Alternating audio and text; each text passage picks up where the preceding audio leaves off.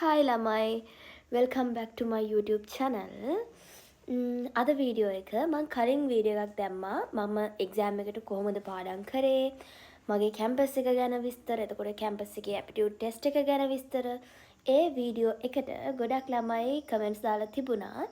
Study plan එකක් අරන් එන්න. එහෙම නැත්නම් එයාලට පාඩම් කරන්න තේරෙන්නේ නැහැලු. ගොඩක් ළමයිට අන්තිම මොහොතේ මොකද්ද කරන්න කියලා දන්නේ නැහැලු. ඉතින් වීඩියෝ එකකින් අරන් එන්න කියලා තිබුණා.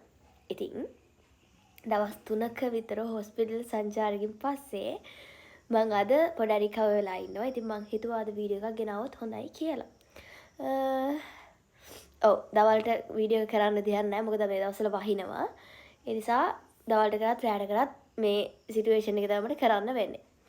හරි. මේ දවස්වල මොන විෂය ධාරාවෙන් එක්සෑම් කරත් ළමයිට තියෙන ලොකු ප්‍රශ්නයක් තමයි සබ්ජෙක්ට් එක සමහර ළමයිට සබ්ජෙක්ට් එකක්වත් හරියට කවර් වෙලා නැහැ තියරි. ඒකට කරගන්න කොහොමද කියලා තේරෙන්නේ නැහැ. කොහෙන් පටන්ගෙන මොනවා ලියන්නද නැතමට වැටහෙන්නේ වගේ සිටුේෂන් එකක ගොඩක් ළමයි ඉන්නේ. ඉතින් ඒ හැමෝටම මට දෙන්න තියෙන චූටි ඇඩ්වයිස් එකක් අරගෙන තමයි මම මේ වීඩියෝ එක කරනවා කියලා හිතුවේ. ඔව් ඔයා මැත්ස් කරන ළමයෙක් වුණත්, සයන්ස් කරන ළමයෙක් වුණත්, ආර්ට්ස් කරන ළමයෙක් වුණත්, ටෙක්නොලොජි සබ්ජෙක්ට් වලින් එක්සෑම් එකට ගන්න ඉන්න ළමයෙක් වුණත්, ඔයාලා හැමෝටම තව තියෙන බොහොම පොඩි කාලයයි. එතකොට මේ පොඩි කාලය ඇතුලේ ඔයාලා එක්සෑම් එකට පුළුවන් තරම් ලෑස්ති වෙන්න ඕනේ. ඉතින් ඒකට මුලින්ම අපි කරන්න ඕනේ අපේ ඔළුව එක තැනක තියාගෙන වැඩ කරන්න පටන් ගන්න එක. ඉතින් මේ වීඩියෝ එකෙන් බලමු මොනවාද මේ කාලේ කරන්න පුළුවන් සහ මම දවස් 24 දී මොනවාද කරේ, කොහොමද මම සබ්ජෙක්ට් වල බැලන්ස් කරගත්තේ කියලා. ගොඩක් ළමයි කලින් වීඩියෝ එකට කමෙන්ට්ස් දාලා තිබ්බ මම දැක්කා. ඩ්‍රාමා ටික කරගත්තේ කොහොමද කියලා දාන්න කියලා. ඉතින් මේ වීඩියෝ එකෙන් ඒ විස්තරත් එක්කම දානවා කියලා මම හිතුවා. එහෙනම් වීඩියෝ එක ඉවරනකම් බලන්න. ඔයාලා හැමෝටම වැදගත් වෙයි කියලා මම හිතනවා. මුලින්ම අපි කතා කරමු කොහොමද සබ්ජෙක්ට් හැම විෂය ශාස්ත්‍රයකින්ම ඉගෙන ගන්න ළමයිට වැදගත් වෙන කාරණාවක් තමයි කොහොමද හිත එක දැනකට ගන්න කියන දේ.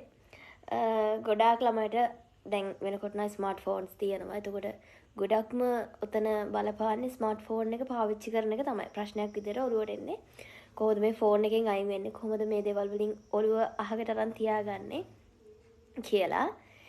ඔයාලට කියන්න තියෙන මට මම දැක්ක මේ ළඟදී වීඩියෝ කට් එකක් ෂෙයා වෙනවා අමිල දසනායක සර්ගේ. වැඩි ඕන විනාඩි 5ක් වැඩ කරනවා කියලා හිතාගෙන ඉඳ ගන්න කියලා. වීඩියෝ එකක් මම දැක්කා ෂෙයා වෙනවා. මටත් කියන්න තියෙන එච්චරයි. මම එක්සෑම් එක කාලේ මටත් ওই ප්‍රශ්නෙම තිබුණා. මොකද ෆෝන් එක අතට ගත්තාම ෆෝන් එක නවත්තන්න තේරෙන්නේ නැහැ. පටන් ගන්නේ Facebook එකෙන් ඉවර වෙන්නේ Instagram, TikTok, WhatsApp ඔය ඔක්කොම ගිහිල්ලා තමයි ඒ ජර්නි එක ඉවර වෙන්නේ. කියන්නේ වෙනමම රවුමක් යනවා මේ සෝෂල් මීඩියා වල. එතකොට තව දවස් 38ක් 30ක් වගේ තියාගෙන අපි ඒ දේවල් වලට කාලය වැය කරොත් ඒක ලොකු ඉෆෙක්ට් එකක් වෙනවා අපේ එක්සෑම් එකට. එතකොට අපි කරන්න ඕනේ මුලින්ම අපේ අරමුණ මොකක්ද කියලා හරියට අඳුරගෙන ඒකට වැඩ කරන එකනේ. එතකොට මේ දවස් ගාන විතරයි ඔයාලට මහන්සි වෙන්න තියෙන්නේ. හැම වෙලේම හිතන්න මම මගේ දවස් 24 තුල මම නිතරම හිතුවා මට මේ දවස් 24 විතරයි තියෙන්නේ. මම මේ 24න් පස්සේ ආයෙ එක දවසක්වත් මහන්සි වෙන්නේ නැහැ මේ එක්සෑම් එකට. එතකොට ඒ හැඟීම තමයි මම දෙයක් කරගත්තා නම් ඒකට මූලිකත්වය උනේ. මොකද මම නිතරම හිතුවා මේ දවස් 24න් එහාට මම මේ දුක ගෙනියන්නේ නැහැ කියන දේ. ඒ කියන්නේ ඒක මාර ස්ට්‍රෙස් නේ. ඉතින් එක්සෑම් එකකට කියන්නේ ජීවිතේ තීරණාත්මකම විභාගෙනේ. අපි හිතන තරම් ලේසි විභාගයක් නෙවෙයි. එතකොට ඒ එක්සෑම් එකට මහන්සි වෙද්දී අපිට තියෙන ලොකුම ප්‍රශ්නයක් තමයි අපේ ස්ට්‍රෙස් ඒ දේවල් බැලන්ස් කරගෙන අපේ වැඩ බැලන්ස් කරගෙන අපේ ටයිම් එක මැනේජ් කරගෙන කරගන්න එක. එතකොට ඒකට ප්‍රබලවම හරස් වෙන දෙයක් තමයි ස්මාර්ට්ෆෝන් එක කියලා කියන්නේ. එතකොට ඒ අදාළ දෙයින් ඔළුව අහකට ගන්න එක ඔයාලගේ වැඩක්. හැම වෙලෙම හිතන්න මේ දවස් ගාන විතරයි අපිට මහන්සි වෙන්න තියෙන්නේ. මේ දවස් කිහිපය හරියට අපි වැඩ කළොත් තාම ෂයි එකකට යන්න ඕනේ නැහැ. දැන් ෆ්‍රෙෂ් ෂයි එක සෙකන්ඩ් ෂයි එක කරන ළමයිට නම් තව එක ෂයි එකක් දෙකක් තියෙනවා. හැබැයි තර්ඩ් ෂයි එක කරන ළමයිට තියෙන්නේ මේ ෂයි එක විතරයි. කැම්පස් යනවද නැත්නම් ජීවිත කාලෙම ඔය ඉන්න විදිහටම ඉන්නවද කියලා තීරණය කරන විභාගය තමයි තර්ඩ් ෂයි එක කියලා කියන්නේ. එතකොට ඔයාලා හැම වෙලෙම හිතන්න මේ දවස් ගාන හරියට මහන්සි වෙනවා කියලා. කියන්නේ දවස් ගාන කවුන්ට් කරලා ඒ දවස් ගානේ හරියට මහන්සි වෙනවා. මේ දවස් 30න් එහාට මම මේ දුක ගෙනියන්නේ නැහැ කියන දේ හිතලා වැඩ කරන්න. මේ කියන්නේ මම කරපු විදිහ. මම නිතරම හිතුවා දවස් 24යි 23යි 22යි මේ 22න් පස්සේ මට මහන්සි වෙන්න ඕනේ නැහැ. මම නිදි මරාගෙන කියන්නේ නිදි මරාගෙන කියන්නේ මම හරි නිින්දක් ගත්තා. පැය 6ක් වගේ නිින්දක් පැය 6ක් 5ක් වගේ නිින්දක් මම ගත්තා කොහොමද.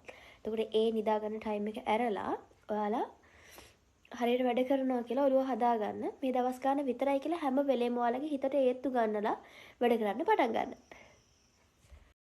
හරි. මම මේ ලයිට් එක ගොඩක් වෙලා ඇස්සල්ලා ගින්න බෑ. ඒ නිසා මම කඩාටි දෙක දාගත්තා. හරි. ඊට පස්සේ ළමයිට තියෙන ප්‍රශ්නයක් තමයි සබ්ජෙක්ට් තුනක් තියෙනවා A levels වලට. ඒ සබ්ජෙක්ට් තුන දවස් 3කින් කොහොමද කවර් කරගන්නේ කියලා. මම ඔයාලට කියනවා වගේ දවස් ගානින් කවුන්ට් කරොත් ඔයාලගේ හිතට ලොකු බරක්. ඒ කියන්නේ අර කම්මැලියට ෂෝට් කට්ස් තියනවා වගේ මම හැමදාම කියනවා වගේ. ඔයාලා දවසට දවස් ගාන බලන්න දවස් 30ක් නම් තියෙන්නේ.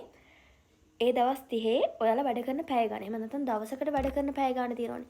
ඔයාලා දවසකට පැය 15ක් වැඩ කරනවා නම් ඒ දවස් ඒ පැය 15 වගේ දවස් 30කට කොච්චරක් තියෙනවද කියලා කාලේ හදාගන්න.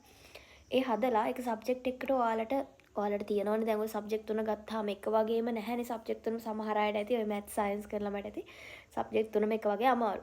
ඒ අරනහම ආර්ට්ස් කරන වගේ ළමෙක්ට සබ්ජෙක්ට් තුනම අමාරු වෙන බොහොම කලාතුරකින්. සත්‍යතර. හරිද?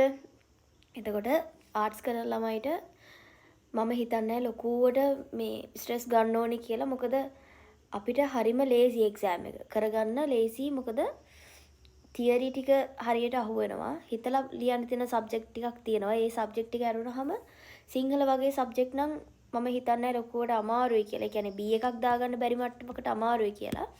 හැබැයි මහන්සි වීම මත තමයි හැමදේම තීරණය වෙන්නේ. එතකොට ඔයාලා ඒ පැය ගාන කවුන්ට් කරගෙන ඔයාලට වැඩ කරන්න තියෙන පැය ගාන ඔයාලා ප්‍රශ්න කරන සහ තියරි කරන විදිහට කොටස් දෙකකට වෙන් කරගන්න. ඒ කියන්නේ සමහර ළමයි ඉන්නවනේ තියරි සමහර කොටස් බැරි. එතකොට ඒ තියරි වලටත් පැය ගානක් වෙනමම වෙන් කරලා ප්‍රශ්න වලටත් වෙනමම වෙන් කරලා එතකොට ටයිම් එක මැනේජ් කරගන්න ඕනේ. ඒ කියන්නේ දවසේ වැඩ කරන පැය ගාන සබ්ජෙක්ට් වල තියරි කොටස් ආවරණය කරගන්න සහ ප්‍රශ්න සාකච්ඡා කරන්න. දැන් මේ කාලේ තියරි ඔක්කොම ආවරණය කරගන්න බැහැනේ. එතකොට ඔයාලට බැරි තියරි එකක් තියෙනවා නම් ඒක බලාගෙන ඒකෙන් ප්‍රශ්න කරන්න මේ කාලේ යොදව ගන්න. මොකද එතකොට අපිට අර S එකක මට්ටමින් C එකක මට්ටමකට හරි එන එකකනේ දැන් අපේ පරමාර්ථය අන්තිම හරියේ මේ කිසිම දෙයක් බැරි ළමයෙක්ගේ නම් පරමාර්ථය S එකක ඉන්න ළමයෙක් නම් C එකක මට්ටමකටවත් එන එක. එතකොට ඒකෙදි කරන්න තියෙන්නේ අපිට ලේසි තියරි ටික තියෙනවනේ. දැන් මීඩියා වල උදාහරණයක් විදිහට මම මීඩියා ගන්නම්. මීඩියා වල මම ක්ලාස් ගියේ නැහැ. මම ලොකුවට ක්ලාස් ගියේ නැහැ. මම මාස 3ක් විතර ක්ලාස් ගියා. ඊටසේ ගොඩක් මම කරගත්තා YouTube එකේ වීඩියෝ බලලා. එතකොට මට ඒ කාලේ මට 9 වෙනි පාඩම එහෙම ගොඩක් අමාරුයි. ඒ කියන්නේ 9 වෙනි පාඩම මතක් වෙද්දි නිකන් බෑ වගේ එකක් ඔළුවේ තිබුණේ. හැබැයි මට ලේසි පාඩම් ටික තියෙනවනේ. මම කරේ මට 1 2 3 4 5 6 7 ඔය පාඩම් ටික මට මාරු විදිහටම ලේසි. 8ක් අවුලක් නෑ ලොකුවට. හැබැයි අර තරම් ලේසි නෑ. එතකොට මගේ ලේසි පාඩම් ටික තියෙනවනේ. මං මේ ලේසි පාඩම් ටිකට මාරු විදිහට ලෑස්ති වුණා. මොකද මගේ එකම පරමාර්ථය තිබ්බේ අඩුම B එකක් දාගන්නවා කියන එක. එතකොට මම කරේ තියරි ටික අරගෙන ටීචර්ස් ගයිඩ් අරගෙන මේ ඒ අදාළ පාඩම් ටික ඔක්කොම කියවගෙන ගියා. හැබැයි 9 වෙනි පාඩම ළඟ වගේ පොඩ්ඩක් හිර වුණා කියලා මට තේරුණා.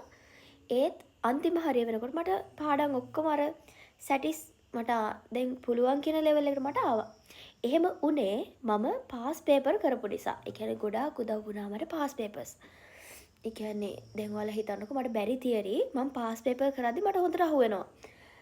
මට නිර්මාණාත්මක sannivedanaya කියන පාඩමේ තියරි එක බැරි නම් මම කරන්නේ පාස් පේපර් එක කරගෙන යද්දි මට අහු වෙනවා නම් මට මේක බැහැ කියලා මම පට ගාලා යනවා ටීචර්ස් ගයිඩ් එකට YouTube එකේ පාඩමක් ගන්නවා. ඒ කරලා ඒ පාඩම බලන ගමන් ටීචර්ස් ගයිඩ් එක බලා ගන්නවා. එතකොට මම අර හිටපු ලෙවල් එකෙන් පොඩ්ඩක් හරි ලෙවල් අප් වෙන්න මට භාවිත මේ කියන්නේ ලොකුවට උදව් වුණා ඔය ට්‍රික් එක. ඒ කියන්නේ මේ පාස් පේපර්ස් කරන ගමන් තියරි කවර් කරගන්න එක. මම දන්නේ අනිත් විෂය ධාරාවලින් කරලා මට ඒක හරියනවද කියලා. හැබැයි ආර්ට්ස් කරන ළමෙක්ට නම් මට එක්ස්පීරියන්ස් තියෙන නිසා කියන්නේ අනිත් සබ්ජෙක්ට් දෙකෙත් මට ඔක ගොඩාක් උදව් වුණා. ඔව් මීඩියා ටිකේ මට ඔය සීන් එක ගොඩක් උදව් වුණා. ඊට පස්සේ බලමු ඩ්‍රාමා ටික කොහොමද කරගත්තේ කියලා. හරි. ඊට පස්සේ ළමයි දෙතුන් දෙනෙක්ටම තිබ්බ ප්‍රශ්නයක් ඩ්‍රාමා වලට කොහොමද කරගත්තේ කියලා ඩ්‍රාමා ටික ගොඩ දාගත්තේ කොහොමද කියලා. ඩ්‍රාමා වල සාමාන්‍ය මම ගොඩක් කම්මැලි මිනිස්සෙක්. මම සෑහෙන කම්මැලි පාඩම් කරන්න. එතකොට මම හැම එකටම ওই දවස් 24 ඇතුලේ ෂෝට් කට්ස් හදාගෙන තිබ්බා. ඒ කියන්නේ හිත හදාගන්න, ඒ කියන්නේ හිත නිවා ගන්න අර හිත නිවන කතා වගේ ෂෝට් කට්ස් ටිකක් හදාගෙන තිබ්බා. එතකොට ඒ ෂෝට් කට්ස් වල මම සබ්ජෙක්ට් තුනටම ගත්ත විදිහ කියනවා. සිංහල වල තියෙනවනේ අර මේ සද්ධර්ම අලංකාරයට ලෑස්ති වෙනවා නම් එහෙමයි. පූජාවලට ලෑස්ති වෙනවා නම් එහෙමයි. නාට්‍යයට ලෑස්ති වෙනවා නම් එහෙමයි. නව කතාවට ලෑස්ති වෙනවා නම් එහෙමයි. කෙටි කතාවට එහෙමයි. නූතන පද්‍යයට එහෙමයි. එහෙම කියලා. එතකොට ඒකේ මට ලෑස්ති වෙන්න තිබ්බ කොහොම හරි මම තෝරගත්තේ සද්ධර්ම අලංකාරයයි ජාතක කතා ඕක බලාගත්තා. සද්ධර්ම රත්නාවලිය බලාගත්තා. නූතන පද්‍ය මට හොඳට පුළුවන් මොකද මට කවි පාඩම් කරන්න පුළුවන්. ඒ නිසා නූතන පද්‍ය ගුත්තිල කාව්‍යත් මට හොඳට මතකයි. ආය මම නාට්‍ය බැලුවා. මට නව කතාව නම් මට ලොකු අයිඩියා එකක් නැහැ. ඔය ටික මම සිංහල වලින් හදාගෙන තිබ්බා. ඒ කියන්නේ සිංහල මට අවුලක් නැහැ. ඔන්න ෂෝට් කට් ටික මම හදාගත්තා. දවස් 24 ඇතුළේ මම සබ්ජෙක්ට් තුනම කවර් කරගන්නත් එපා. ඊට පස්සේ සිංහල ටික එහෙම කවර් කරගත්තට පස්සේ මට ඊළඟට ප්‍රශ්න තිබුණේ මීඩියා. මීඩියාත් අර ෂෙරෝමිස්ගේ සින්දු ටිකයි ඊට අමතරව ටීචර්ස් ගයිඩ් එක ගොඩක් උදව් වුණා. ටීචර්ස් ගයිඩ් එක සහ YouTube channels වල දාලා දෙන පාඩම්. එතකොට මම කරන්නේ පාඩම අහනවා, ටීචර්ස් ගයිඩ් එක කියවනවා, පාඩම අහනවා, තියරි එක ඔලුවට දාගන්නවා. මම ගොඩ ලොකුවට කටපාඩම් කරපු ළමෙක් නෙවෙයි. මගේ මූලික පරමාර්ථය උනේ, මුඛ්‍ය පරමාර්ථය උනේ තියරි එක ඔලුවට දාගෙන ඉන්න පමණයි. ඒ කියන්නේ තියරි එක ඔලුවට වටනවා කියන්නේ මට එතනින් එහාට මීඩියා කියලා කියන්නේ අර සමාජ දේවල් අරගෙන ප්‍රශ්න අහන සබ්ජෙක්ට් එකක් නේ. එතකොට තියරි එක තමයි මම ඔලුවට දාගන්න ඕනේ. ඊට පස්සේ තමයි මගේ මැච් එක ගහන්න මම දැනගන්න ඕනේ. ඒ කියන්නේ මගේ මත තමයි තීරණය වෙන්නේ මම කොහොමද ප්‍රශ්නට උත්තර ලියන්නේ කියනද. එතකොට මීඩියා ටිකත් එහෙම ලයින් කරගත්තා. මම මීඩියා වලට අඩුව එකක් දාගන්නවා කියන තැන හිටියේ. හැබැයි මට අන්තිම වෙනකොට මම පාස් පේපර්ස් කරලාම මට මීඩියා වලට එකක් දාගන්න පුළුවන් කියන තැන හැදුණා. ඒ නිසා මම කියන්නේ මේ කාලේ වලට හිතනවා නම් මීඩියා අමාරුයි කරගන්න බෑ කියලා මම රෙකමන්ඩ් කරනවා වලට පාස් පේපර්ස් වලට යන්න අනිවාර්යයෙන්ම. ඒ යන ගමන් ඔයාලා කොහේ හරි හිරවෙන තැනක් තියෙනවා නම් ඒ තැන අනිවාර්යයෙන්ම ටීචර්ස් ගයිඩ් එකෙන් බලලා ඒ පාඩම YouTube එකේ ඕන තරම් වීඩියෝ තියෙනවා බලලා ඒ පාඩම කවර් කරගන්න. එතකොට මං කියනවට නිකන් කරලා බලන්න මන් දන්නේ නැහැ. ඒ කියන්නේ මට පුළුවන් විදිහ නෙවෙයි තව කෙනෙක්ට පුළුවන්. එතකොට එක එක්කෙනාට ඒ දේවල් වෙනස්. හැබැයි මේ මගේ විදිහට එකෙක් හරි ඉන්නවා නම් මෙහෙම කරගන්න පුළුවන් කියන එතන උට මේක ප්‍රයෝජනවත් වෙයි. හරි. ඊට පස්සේ ওই විදිහට තමයි මීඩියා ටික ඉවර කරගත්තේ. ඊට පස්සේ හැමෝටම තිබුණ ප්‍රශ්නයක් ඩ්‍රාමා. ඩ්‍රාමා වල අපිට තියෙන්නේ මෙන්න මෙහෙමයි. ඩ්‍රාමා වල පේපර්ස් දෙකක් තියෙනවා. දේශීය නාට්‍ය කලාව සහ විදේශීය නාට්‍ය කලාව කියලා. එතකොට දේශීය නාට්‍ය කලාවට සාකුන්තලය, කුවේණි ඔය වගේ පොත් ටිකකුයි ඔය මේ ශාන්ති කර්ම ජන නාටක ඔය වගේ ටිකක් නෙන්නේ. එතකොට විදේශීය නාට්‍ය කලාවට එනවා මොනවාද පොත් වලින් ඊඩිපස් එතකොට විඩසීස මේ නෝරා මට මතක නෑ පොත් ටික මම සාමාන්‍යයෙන් එක්සෑම් එකේ එළියට එද්දී අමතක කරලා දානවා. ඔය වගේ පොත් ටිකක් තියෙන. එතකොට මට ඊළඟට තිබුණ ප්‍රශ්න ඕක. ඒ කියන්නේ ඕ වගේ උදාහරණ දාලා ලියන්න ඕනේ. එතකොට එතන ලොකුවට හිර වෙනවා මම. ඩ්‍රාමා වල හිර වෙන තැන තමයි උද්ෘත පාඩම. දැන් සිංහල නම් අවුලක් නෑ. සිංහල සාමාන්‍යයෙන් දෙතුන් පාරක් පාඩම් කරද්දි මතකින් නෑ. හැබැයි ඩ්‍රාමා වල එහෙම නෑ. ස්ක්‍රිප්ට් එකක්, ඒ කියන්නේ ස්ක්‍රිප්ට් එකක මේ දෙබසක් පාඩම් කරනවා කියලා කියන්නේ ටිකක් අමාරුයි. එතකොට මට තිබ්බ ඊළඟ ප්‍රශ්නේ ඕක.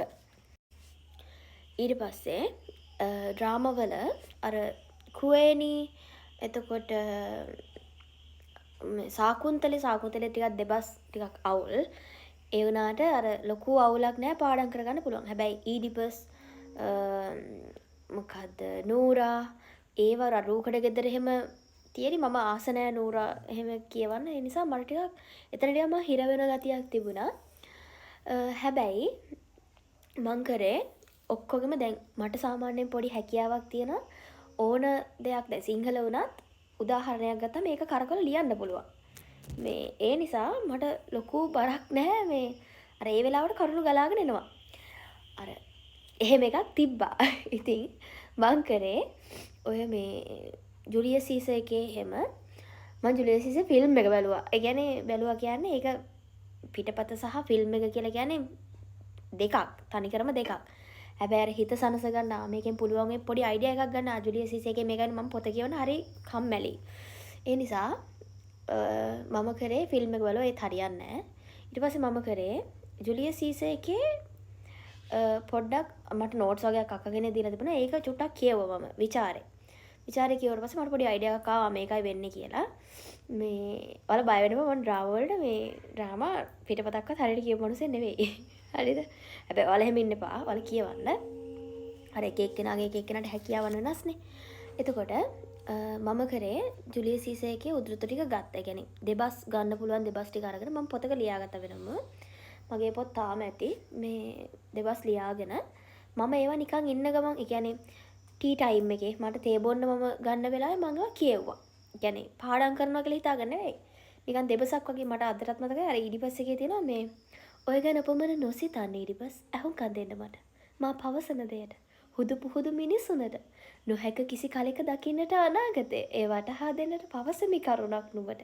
ඔය වගේ ටික මම පාඩම් කරගත්තා. ඒ කියන්නේ අර චිල් ආතල් වගේ හිතෙන්නේ කියවද්දී මේක මරු කියලා.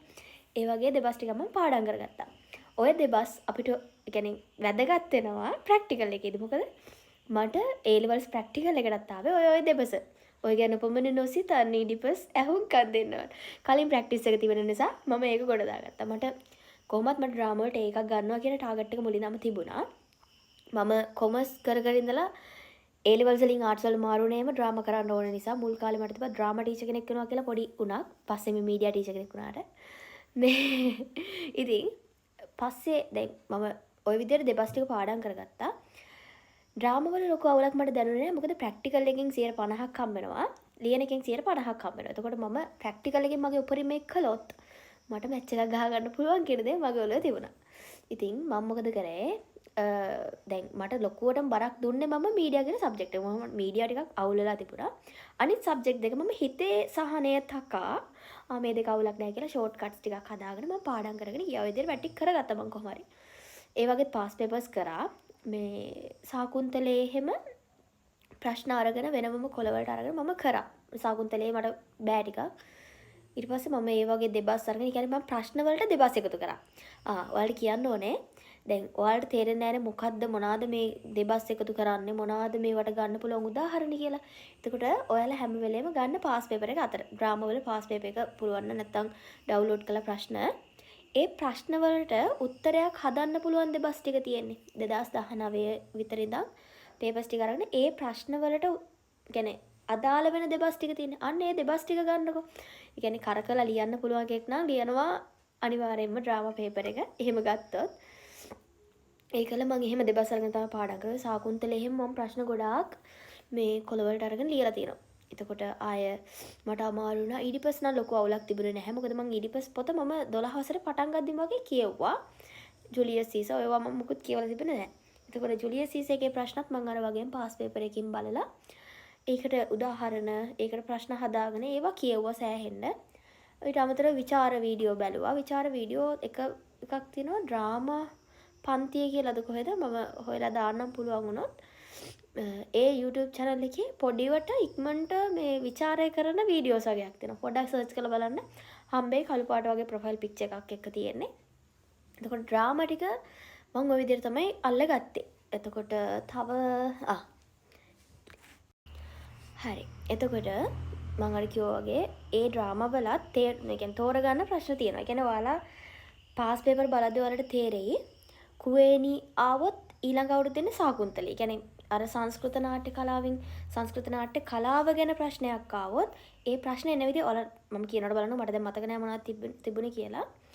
මේ ප්‍රශ්නවල එන පිළිවෙල බලපුවාම අපිට තේරුම් ගන්න පුළුවන් මේ අවුරුද්දේ පළවෙනි කොටසේ පළවෙනි ප්‍රශ්නට ඇවිල්ලා තියෙන්නේ සංස්කෘත ප්‍රශ්නයක් නම් ඊළඟ අවුරුද්දේ ඇවිල්ලා තියෙන්නේ කුවේණිගෙන් ප්‍රශ්නයක්. අන්න එහෙම පොඩි වෙනස් වීමක් සිද්ධ වෙලා තියෙනවා. එතකොට එහෙම කළා පොඩි ලයින් එකක් ගහ ගන්න පුළුවන්. හැබැයි එහෙම බලන් ඉන්නේ නැතුව හැම එකටම ලෑස්ති වෙන්න. ඒක කෝකටත් හොඳයිනේ. එතකොට ඒ වගේ පොඩි ට්‍රික්ස් ටිකක් මම අල්ලගත්තා. මොකද මට තිබ්බේ බොහොම කෙටි කාලයක් හින්දා. ඔයාලට වගේම තමයි දැන් ඔයාලට තව දවස් කීපයක්නේ තියෙන්නේ. එතකොට ඔයාලට කරන්න තියෙන ඔය වගේ දේවල්. එතකොට ඊට පස්සේ අපිට තියෙන ප්‍රශ්නේ ප්‍රැක්ටිකල් එක ගොඩ දාගන්න එක. එතකොට ප්‍රැක්ටිකල් එක ගන්න ලොකු අවුලක් නැහැ. නාට්‍ය ගීතයක් තියෙනවා. ශනික නිරූපණයක් තියෙනවා. දෙවසක් තියෙනවා. එතකොට මම ඒකේ පොන්චියාද මොකක් හරි ඔහොම එකක් අර මතක නැහැ. බර්නාඩාගේ සිපිරිගේ. ඔව් ඒක ඒ වගේ පොඩි පොඩි ටිකක් තියෙනවා. ඒ ටිකට මම පස්සේ වීඩියෝ එකක් ගේන්නම්. දැනට ඩ්‍රාමා ටික ওই විදිහට තමයි මම කරගත්තේ. ඩ්‍රාමා MCQ ගොඩක් මම කරා. MCQ කරා කියලා කියන්නේ ඔය ශාන්ති කර්ම එහෙම නා ලොකු අවුලක් තිබුණේ නැහැ. විදේශීය නාට්‍ය කලාවේ තමයි පොඩ්ඩක් අවුලක් තිබුණේ. විලියම් ෂේක්ස්පියර් ඔය වගේ දේවල් ගැන මට ලොකු අයිඩියා එකක් තිබ්බේ නැහැ. එතකොට ආයෙ තියෙනවා සංස්කෘත නාට්‍ය කරුවෝ එහෙම. ඒ නාට්‍ය කරුවෝ ගැන එහෙමත් අහනවා. එතකොට කවි කාලිදාසයන්ගේ ඉඳලා තව නාට්‍යකරු 4ක් 5ක් ගැන වගේ තියෙන අපේ සිලබස් එක අපිට ඉගෙන ගන්න. එතකොට ඒවත් හොඳට බලා ගන්න. මොකද නාට්‍යකරුවෝ ගැන ප්‍රශ්නයක් මට මතක නෑ මම බලන් හිටියේ මේ අපේ අවුරුද්දේ එයි කියලා. හැබැයි ආවේ නෑ. මේ අවුරුද්දේ එන්න ඉඩ තියෙනවා. ඒ ඇසෙවේ කුරු වීඩියෝකුත් නටනවා. හරිද? මම මේ දහසක් බාධක මැද ඔයාලට මේ වීඩියෝ එක කියන්නේ. ඒ නිසා ඉවරනකම බලන්න. ඔය විදිහට තමයි මට කියන්න තියෙන ඩ්‍රාමා වලට ලෑස්ති වෙන එක.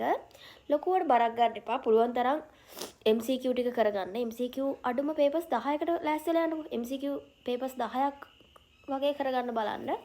අන්තිම මොහොතේ කරගන්නම දෙයක් නැති මිනිස්සෙක් නම් MCQ 10 කියන්නේ papers 10ක් කරගන්න බලන්න. ඒකල රචනා ප්‍රශ්න වල පුළුවන් තරම් ලෑස්ති වෙන්න. ටයිම් එක මැනේජ් කරලා හරියට කරගන්න බලන්න. ඔය විදිහට තමයි මම මගේ වැට් ටික කරගත්තේ. එතකොට තව කාට හරි තව ප්‍රශ්න තියෙනවා නම් අනිවාර්යයෙන්ම වීඩියෝ එකට කමෙන්ට් එකක් දාන්න. මම මේ මාසේ දිගින් දිගටම වීඩියෝ ගේන්න බලාපොරොත්තු වෙනවා. ස්ටඩි ප්ලෑන් එකක් වෙනමම මම හෙට හෝ අනිද්දා දාන්න හිතන් ඉන්නවා. මම මේ අහපු ප්‍රශ්න වලට උත්තර දෙන්න ඕන නිසා මේ වීඩියෝ එක දැම්මේ. ලෙඩ මරගාතේ වුණත්. ඉතින් මේ වීඩියෝ එක බලලා ගන්න දෙයක් තියෙනවා නම් ওই ඩ්‍රාමා ප්‍රශ්න ගැන අහපු ළමයට තමයි විශේෂයෙන් මම මේ වීඩියෝ එක දානවා කියලා හිතුවේ. මොකද ඒක දෙතුන් දෙනෙක්ම අහලා තිබුණා ඩ්‍රාමා කොහොමද කරගත්තේ කියලා. බරක් ගන්න එපා. 50% ප්‍රැක්ටිකල් එකෙන් 50% ක්ලියර් එකෙන්. ඒකෙනුත් 25ක් දේශීය නාට්‍ය කලාවෙන් 25ක් විදේශීය නාට්‍ය කලාවෙන්.